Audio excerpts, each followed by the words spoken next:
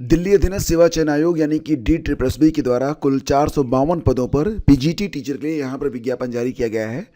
आवेदन की जो लास्ट डेट है ये 14 फरवरी है। तो यहाँ पर लगभग सभी विषयों के लिए आवेदन शुरू हैं। तो अगर आपने अभी तक आवेदन नहीं किया है तो ध्यान दीजिएगा कि बहुत ही शीघ्रता से आप आवेदन यहाँ पर कर दें। जानकारी हालांकि इस चैनल पर आपको पहले भी दी जा चुकी है, लेकिन अगर आप इससे अवगत नहीं हैं तो आइए एक बार इसे पुनः देख लेते हैं। देखो, ये जो नोटिफिकेशन था ना, ये 30 दिसंबर 2024 को जारी किया गया था। ओपनिंग डेट थी इसकी 16 जनवरी, लास्ट डेट इसकी 14 फरवरी है। तो 14 फरवरी तक हालत में आपको आवेदन कर देना है। कौन कौन से विषय हैं? देखो, कुल मिला के यहाँ पर विषयवार पदों की संख्या अलग अलग है। यहाँ पर कौन कौन से विषय हैं ये मैं आपको बता देता हूँ। और सभी विषयों में मेल और फीमेल के लिए जो पद संख्या है वो अलग अलग है।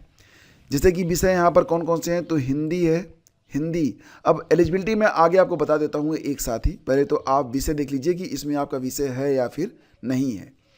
हिंदी है, इसके अलावा मैथ है, मैथ के बाद फिजिक्स है, फिजिक्स के बाद केमिस्ट्री है, केमिस्ट्री के बाद बायोलॉजी और इकोनॉमिक्स के लिए पद हैं, पीजीटी इकोनॉमिक्स। इसके अलावा पीजीटी कॉमर्स के लिए भी पद हैं। देखो, इकोनॉमिक्स और कॉमर्स दोनों के लिए पद अलग अलग हैं, ठीक है। इसके अलावा हिस्ट्री के लिए भी पद है, पीजीटी हिस्ट्री। मेल फीमेल के लिए अलग अलग पदों की संख्या है। पीजीटी ज्योग्राफी के लिए पद हैं, ठीक है। इसके बाद यहाँ पर पॉलिटिकल साइंस, राजनीति विज्ञान के लिए भी पद हैं, ठीक है। और सोशियोलॉजी के लिए भी पद हैं। तो कुल मिला के देखा जाए तो जो कुल पदों की संख्या हो रही है वो 432 हो रही है। और यहाँ पर जो लिस्ट दी गई है इसमें आपको ये पता चल जाएगा कि आप जिस कैटेगरी में हैं उस कैटेगरी में कितनी सीटें दी गई हैं। तो आप पूरा नोटिफिकेशन देख लीजिएगा आवेदन करने से पहले कि आपके विषय में कितने पद यहाँ पर दिए गए हैं। कौन कौन से लोग आवेदन कर सकते हैं? तो देखो, लास्ट डेट तो 14 फरवरी है, इसके बाद आप आवेदन कर नहीं पाएंगे। तो लास्ट डेट को ध्यान में रखते हुए आप जो आवेदन की प्रक्रिया है उसको पूरी कर लीजिएगा, ठीक है। रही बात यह कि एलिजिबिलिटी क्या है, तो आपका संबंधित विषय में 50% अंक के साथ पीजी होना चाहिए। जिस भी विषय से आप आवेदन करना चाहते हैं उस विषय में पोस्ट ग्रेजुएट में आपका 50% अंक होना चाहिए, प्लस आपका बीएड होना चाहिए। अब ये बीएड किसी भी रूप में हो, 1 साल का हो, 2 साल का हो, 4 साल का हो, ये चलेगा, ठीक है। तो यहाँ पर पे स्केल कितनी है, तो 47,600 रुपये से लेकर 1,51,100 रुपये तक पे लेवल 8 के मुताबिक आपको जो है पे स्केल यहाँ पर दी जाएगी। बहुत ही शानदार सैलरी है, सैलरी की तो कोई टेंशन आपको लेनी नहीं है। एज कितनी है, तो एज है मैक्सिमम 30 साल। 5 साल तक की छूट आपको मिलेगी। किस कंडीशन में मिलेगी ये मैं आगे आपको बता देता हूँ। और महिलाएं जो जानना चाहती हैं कि उनको भी क्या उम्र सीमा में छूट दी जाएगी, तो नहीं, यहाँ पर मेल फीमेल सभी को बराबर रखा गया है। केवल कैटेगरी वाइज आपको एज लिमिट में छूट दी जा रही है, ठीक है। तो अलग अलग विषयों के लिए यहाँ पर सारी चीज़ें कॉपी पेस्ट की गई हैं। तो नंबर ऑफ पेजेस इसी प्रकार से 46 हो गए हैं। तो आप देखेंगे ना, तो मतलब यहाँ पर ये तक कर दिया गया है कि मेल और फीमेल के लिए जो क्वालिफिकेशन एलिजिबिलिटी है उसको भी अलग अलग रखा गया है। एलिजिबिलिटी क्राइटेरिया में ये दिया गया है कि आप अगर भारत के नागरिक हैं तो आप यहाँ पर आवेदन कर सकते हैं। लास्ट डेट 14 फरवरी है, पुनः आपको बता देता हूँ कैसे आवेदन करना है। तो आपको सिंपली अपने ब्राउज़र में DSSBonline.nic.in को ओपन कर लेना है और इसके बाद आपको आवेदन कर लेना है, ठीक है। और किसी भी कंडीशन में 14 फरवरी के बाद आपका जो ये लिंक है आवेदन का, ये डिजेबल कर दिया जाएगा। तो इसको आप लोग ध्यान रखिएगा, ठीक है। फीस आपको केवल 100 रुपये देनी है। तो फीस बहुत ही कम यहाँ पर रखी गई है। यहाँ पर आपका सिलेक्शन कैसे होगा, तो सिलेक्शन में केवल एक परीक्षा आपको देनी है और यहाँ पर प्राप्त अंकों के आधार पर आपका चयन किया जाएगा। अगर नंबर ऑफ कैंडिडेट ज़्यादा होते हैं तो उस अवस्था में नॉर्मलाइजेशन किया जाएगा। इसके बाद जो फाइनल मेरिट है वो तैयार की जाएगी।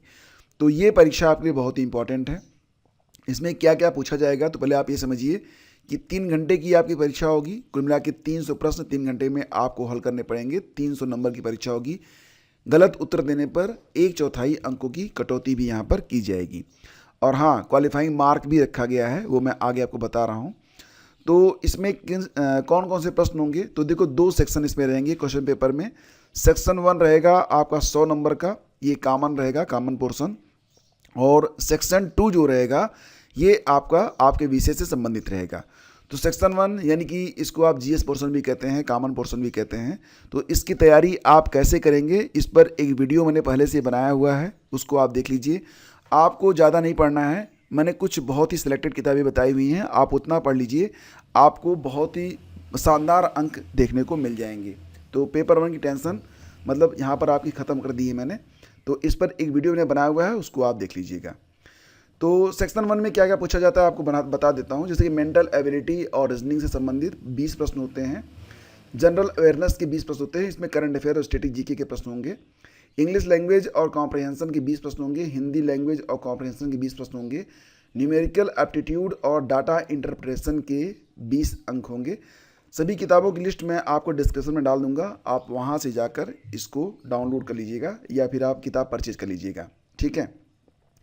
सेक्शन 2 में जो आपका विषय रहेगा उससे संबंधित प्रश्न पूछे जाएंगे। साथ ही साथ यहाँ पर जो टीचिंग मेथोडोलॉजी होता है और बाकी जो चीज़ें होती हैं शिक्षा जगत से जुड़ी हुई, उस पर आधारित प्रश्न होंगे। तो कुल मिला के 200 नंबर आपके सब्जेक्ट से होंगे। तो कुल टोटल मिला के 300 अंकों की परीक्षा होगी। और जो पेपर आपको मिलेगा वो हिंदी और इंग्लिश दोनों माध्यम में रहेगा, ध्यान दीजिएगा इस पर। हाँ, अगर आप विषयगत आवेदन कर रहे हैं तो हिंदी का पेपर हिंदी में रहेगा, अंग्रेजी का पेपर अंग्रेजी में रहेगा। बाकी विषयों के जो पेपर रहेंगे वो बाइलिंगुअल रहेंगे, दोनों मतलब हिंदी और अंग्रेजी दोनों में रहेंगे, तो ये ध्यान रखिएगा।